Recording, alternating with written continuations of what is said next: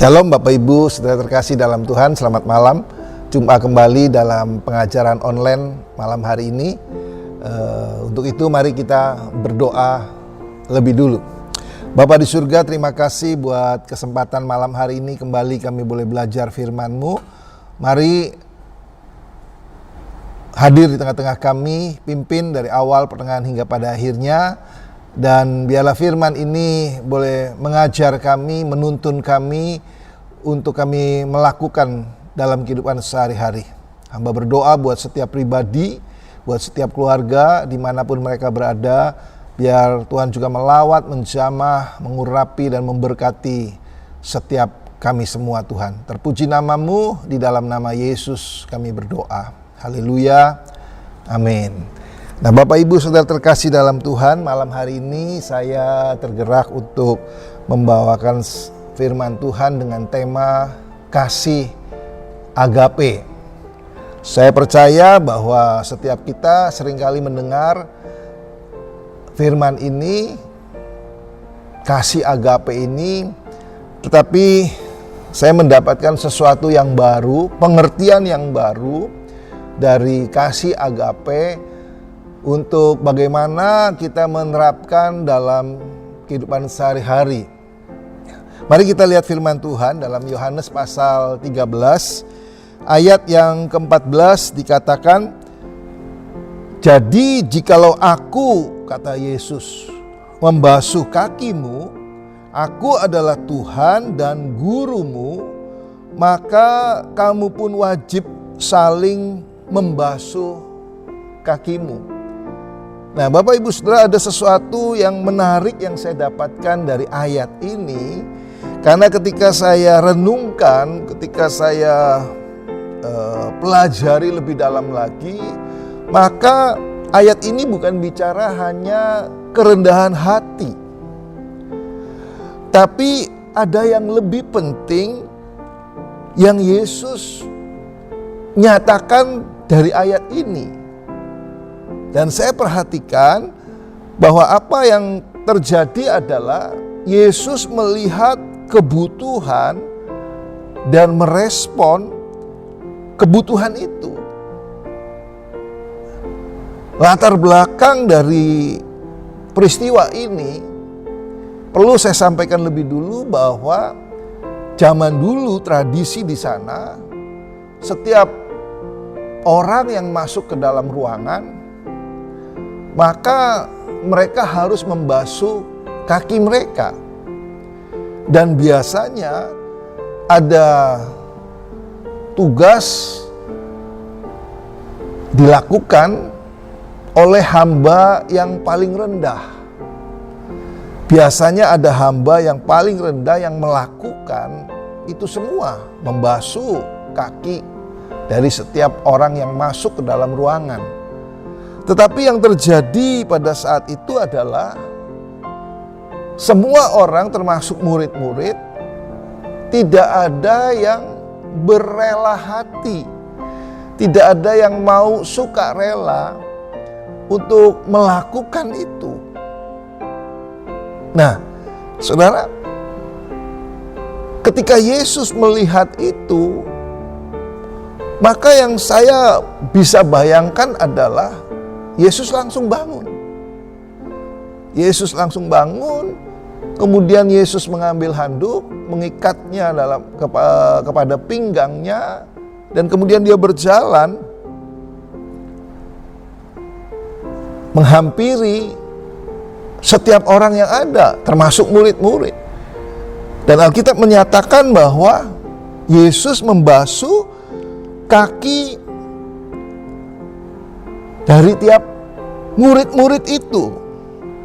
Nah saudara, waktu saya renungkan ayat ini saudara, saya dapat pengertian bahwa apa yang Yesus lakukan itu adalah sesungguhnya menunjukkan kasih agape yang sesungguhnya. Apa yang Yesus lakukan menunjukkan kasih agape yang sesungguhnya. Selama ini kita mengerti bahwa kasih agape adalah kasih yang rela berkorban. Yesus mau mati ganti saudara dan saya. Nah saudara, tapi ternyata saudara, waktu saya pelajari dan renungkan, ayat ini juga bicara gini. Kasih agape adalah kasih yang tidak mencari peran. Sekali lagi saya sampaikan, yang saya dapatkan kasih agape adalah dari peristiwa ini adalah kasih yang tidak mencari peran. Sehingga ayat ini berkata, ayat 14, Yesus katakan, jadi jikalau aku membasuh kakimu, perhatikan kalimat berikutnya, aku yang adalah Tuhan dan gurumu. Dengan kata lain, Yesus ingin menjelaskan bahwa dia sebagai guru, dia sebagai Tuhan, tapi dia melakukan apa yang seharusnya dikerjakan oleh seorang hamba. Saudara, Kolose pasal yang ketiga,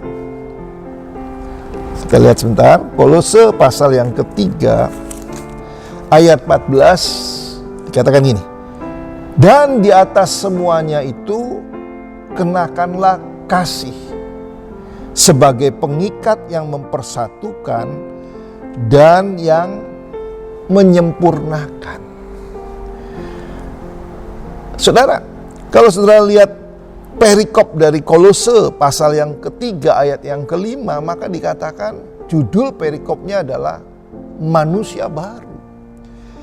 Kita tahu bahwa manusia baru adalah manusia, seseorang yang percaya Yesus, menerima Yesus sebagai Tuhan dan Juru Selamat, dan kemudian rela atau mau memberi diri dibaptis. Maka itu disebut kelahiran baru. Maka itu disebut manusia baru. Tetapi itu bukan menjadi jaminan ketika seseorang terima Yesus, menerima diri dibaptis, kemudian menjadi manusia baru. Ayat ini berkata bahwa dan di atas semuanya itu kenakanlah kasih yang mengikat, sebagai pengikat yang mempersatukan dan yang menyempurnakan. Saya percaya bahwa kasih dalam ayat Kolose 3 ayat 14 ini adalah kasih agape. Kasih yang tidak mencari peran. Sehingga saudara, kalau ini dilakukan dalam kehidupan kita, dalam kehidupan rumah tangga, dalam kehidupan pernikahan, saya percaya maka rumah tangga ini, pernikahan ini akan menjadi luar biasa. Kalau kasih agape yang tidak mencari peran ini benar-benar diterapkan dalam kehidupan kita sehari-hari, apapun bidang kita, dalam kondisi apapun, status kita apapun, maka saya percaya kehidupan akan menjadi luar biasa. Kenapa Bapak Ibu Saudara? Karena kasih agape yang Yesus tunjukkan lewat pembasuhan kaki, Dia menunjukkan bahwa kasih yang sesungguhnya adalah kasih yang tidak mencari peran. Sehingga Dia berkata, aku yang adalah gurumu dan Tuhanmu rela, mau melakukan, mengerjakan hal yang seharusnya dilakukan, dikerjakan oleh seorang hamba yang paling hina. Nah, bayangkan Bapak Ibu Saudara, kalau saja suami istri berpatok pada perannya,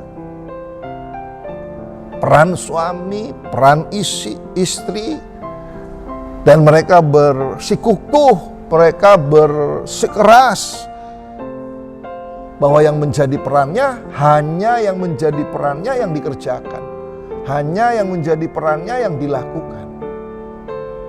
Kita bisa bayangkan bagaimana situasi yang akan terjadi. Misal, kita memang tahu bahwa tugas pokok istri adalah masak, nyuci, mengurus rumah, membersihkan rumah. Itu memang tugas pokok. Itu memang peran yang harus dilakukan oleh seorang istri. Kalau semua pasangan suami istri menerapkan seperti itu, di mana suami tidak mau tahu, di mana suami gak mau ngerti, karena berpikir, oh itu kan tugasnya istri, oh itu tugasnya seorang ibu rumah tangga. Wah, saya pikir akan berbahaya. Kehidupan rumah tangga, kehidupan pernikahan akan berbahaya. Kenapa? Karena istri bisa jengkel, istri lelah, otomatis dia akan gampang emosi, dia cepat marah, karena merasa suaminya tidak mau tahu. Nah, Bapak Ibu Saudara, 1 Korintus 3 ayat 7 berkata, kasih adalah sabar menanggung segala sesuatu.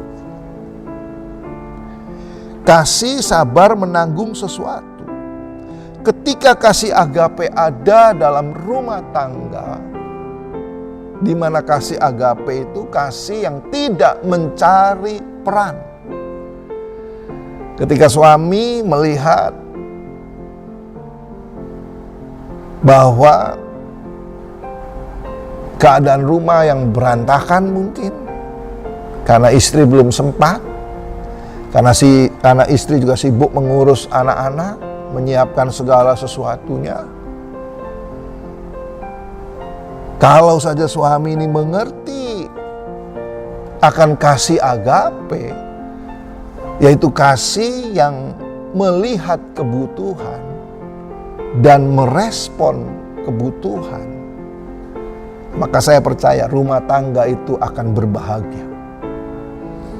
Seperti yang Yesus lakukan. Yesus tahu, Yesus melihat bahwa kebutuhannya adalah setiap orang yang masuk harus basuh kaki. Dan Yesus merespon kebutuhan itu. Saudara, kalau saja semua mengerti prinsip ini, ketika kasih agape itu diterapkan dalam rumah tangga, saya percaya rumah tangga akan berbahagia. Ketika kasih agape, kasih yang melihat kebutuhan, kasih yang merespon kebutuhan, itu diterapkan, dilakukan dalam kehidupan gereja Tuhan, maka saya percaya pekerjaan Tuhan akan semakin dahsyat. Pekerjaan Tuhan akan semakin berkembang maju. Ketika kasih agape itu diterapkan dalam kehidupan sehari-hari, di dalam kehidupan bermasyarakat, kasih yang melihat kebutuhan dan kasih yang merespon kebutuhan, maka saya percaya kesejahteraan akan terjadi dalam kehidupan masyarakat kita. Ketika kasih agape itu diterapkan, dilakukan dalam kehidupan bernegara, kasih yang melihat kebutuhan dan setiap warga negara merespon kebutuhan, saya percaya negara akan menjadi kuat. Negara akan menjadi maju, Bapak Ibu Saudara. Sebab itu penting bagi kita untuk kita kenakan kasih. Seperti Kolose katakan, dan di atas semuanya itu kenakanlah kasih sebagai pengikat yang mempersatukan dan yang menyempurnakan. Saya akan tutup dengan satu kisah yang Yesus ceritakan lewat perumpamaan. Ada seorang yang turun dari Yerusalem ke Yeriko. Di tengah perjalanan, orang ini dirampok, orang ini dipukul, sehingga tidak berdaya dan tergeletak di tengah jalan. Alkitab mencatat bahwa ada seorang imam yang lewat melalui jalan itu. Tapi imam ini menjauh, menghindar, dan membiarkan orang ini tergeletak. Kemudian ada seorang yang Lewi juga lewat jalan itu. Tapi orang Lewi ini juga sama, menghindar dan meninggalkan orang yang tergeletak itu begitu saja. Yang terakhir Alkitab mencatat ada seorang Samaria yang lewat jalan itu juga. Apa yang dilakukan orang Samaria? Orang Samaria ini kemudian mendekat pada orang yang dirampok, yang dipukul. Kemudian orang Samaria ini mengangkat, membawa, menaikkan di atas kuda, dan kemudian mengantar di penginapan. Tidak berhenti hanya di situ. Orang Samaria ini katakan pada pemilik penginapan, rawat, diberi duit, diberi uang. Saudara terkasih, seringkali kita merasa kita sudah punya kasih. Tapi dalam praktek sesungguhnya, kadang-kadang saudara dan saya seperti seorang imam. Kita seperti seorang Lewi. Kita lihat kebutuhan, tapi kita tidak merespon kebutuhan itu. Mari kita belajar seperti seorang Samaria. Karena Yesus katakan, itulah yang harus kita kerjakan. Seperti orang Samaria ini. Saudara, doa saya, biar pengajaran yang singkat memberkati kita semua. Biar lewat pengajaran yang singkat mengubah kehidupan kita.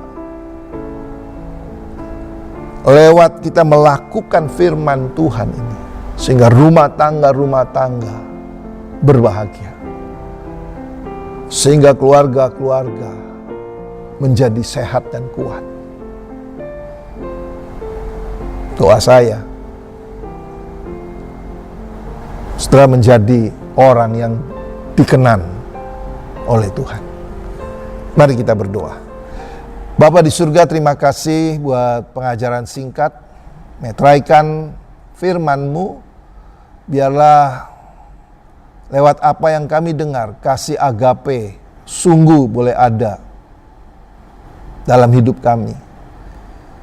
Kami praktek, kami lakukan, kami boleh melihat kebutuhan, dan kami boleh merespon kebutuhan. Sehingga setiap kami, setiap keluarga dipulihkan, diberkati, dan berbahagia. Terpuji nama-Mu di dalam nama Bapa, Putra, dan Roh Kudus. Kami berdoa dan mengucap syukur. Haleluya. Amin. Selamat malam. Tuhan memberkati.